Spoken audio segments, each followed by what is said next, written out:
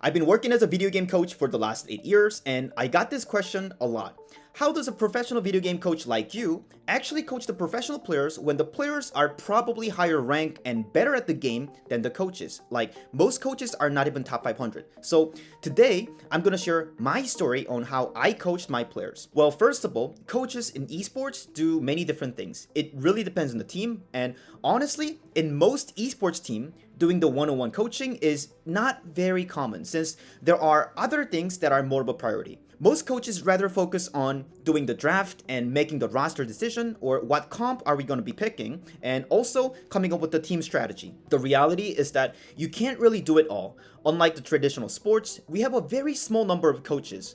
Most esports teams, even the big ones, have less than 3 coaching staff per team, whereas a pro baseball team have more than 10 coaching staff combined. They have shooting coaches and betting coaches and many other coaches that specializes in their aspect. But in esports, you relatively have a small number of staff, and in my personal experience, you just gotta do whatever is necessary for the team. But today, I'm gonna focus on what you guys would be mostly wondering about: how I do one-on-one coaching with a professional player. First thing I want to say about coaching professional player is that they are not perfect. Back in 2016, I started my esports career in Splice, and I was not sure if I'd actually be able to offer something great to my players. Back then, I was hovering around top 500 to top 50, and my players were much higher ranked than I am. So I did a lot of preparation and went through their videos thoroughly. Turns out they are not perfect. A lot of people watch only the highlights of the pros and almost godicize them, but the reality is that when you look at them closely, they make a ton of mistakes. Sebiobi was one of the best tracers, if not the best tracer, back when I was working with him, but his other characters were weaker. And even for his tracer, he thought his pulse bomb was his weakness, so he asked me to coach his pulse bomb. So I took a look at it, and I had a few things to offer to him, which I'll be sharing the details very soon. So even the best players are weaker in some aspects of the game, whether that's their hero pool or specific things like pulse bomb. And that's why I use the exodia method for coaching them. Exodia is a set of legendary cards in Yu-Gi-Oh! And if you collect 5 of them in your hand, you automatically win the game. So my coaching method is improving each part of my player, and once they master that specific aspect, they now have one part of the Exodia card. So mastering the pulse bomb is the shoulder of the Exodia, and mastering the blink management or coordinating a dive can be the other part of it. So eventually when they gather all the parts, they become the next level player. So now we get the idea of Exodia method, but how can I possibly teach anything about Tracer, for example, how to use Pulse Bomb, when my Tracer players were literally the best Tracer players in the world, like Sebiobi, Ado, Prophet, Stalker?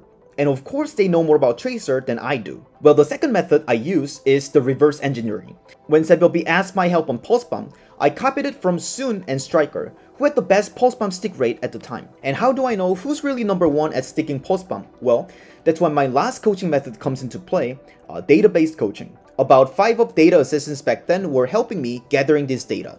And in fact, what the data showed was that even though Sebiobi had a slightly lower pulse bomb success rate, his ability to stick the pulse bomb itself was better than others. His pulse bomb success rate for sticking tank was the best, and for DPS and support, he was also the best. But the problem was that tank was significantly easier to stick compared to squishies like DPS and supports. I think it was almost twice easier according to the data, if I remember correctly. But Sebiobi was going for squishies way more, which is much more difficult to hit the pulse bomb, but also can be more rewarding, having higher impact in the game if he can hit the pulse bomb. So the easy solution for him was sticking the tank a little more. And also, the more we think about it, sticking the tank, even if we don't kill them, will slow down the enemy's tempo a lot in a much more reliable manner compared to pulse bombing the backline. So we adopted that style a bit more, and his stick rate, of course, went up. So that's one part of his Exodia. And we also thought London Spitfire's Winston and Tracer duo, Jester and Prophet, were by far the best at synchronizing their dive, so that was our next part of Exodia. Turns out Jester and Prophet were looking at each other's outline in game very often, so they could exactly know where each other's were located.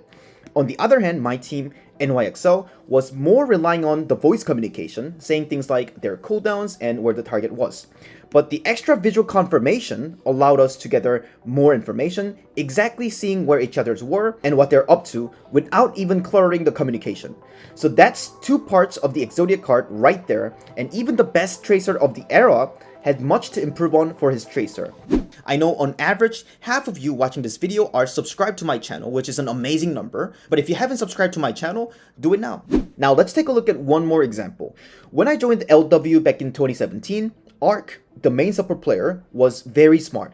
His ultimate tracking was on point, and he had a great shot calling ability, which made our coaches fell in love with him. However, his mechanic was considered weaker compared to the other top tier main support players. So I fully dedicated 1 month to coach our main support since we didn't have a tournament scheduled prior to the Overwatch League.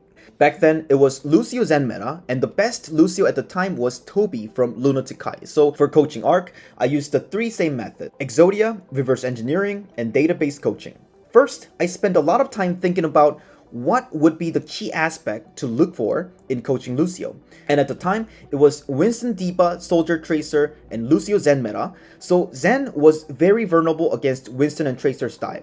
And the key role of the Lucio in the meta was peeling Zen. And Liu Zehong Zenyatta with Toby's support seemed almost unkillable. So within that perspective in mind that peeling is the #1 priority, I started breaking down the Lucio's kit. Ark's sound barrier usage and amp usage had no problem, even compared to the top tier players. But his sound wave, the right click, was a bit off. For peeling purposes, it was important to reliably boop the Winston off from the Zen. But Ark was less consistent compared to the other top tier Lucio players, as he was often losing the mind game versus the Winston. So his right clicks were often blocked by the Winston's bubble. So we designed a drill for him. Our main tank player on my team did a practice for Ark, helping out his bubble mind game in general, and sometimes I became the practice partner for him.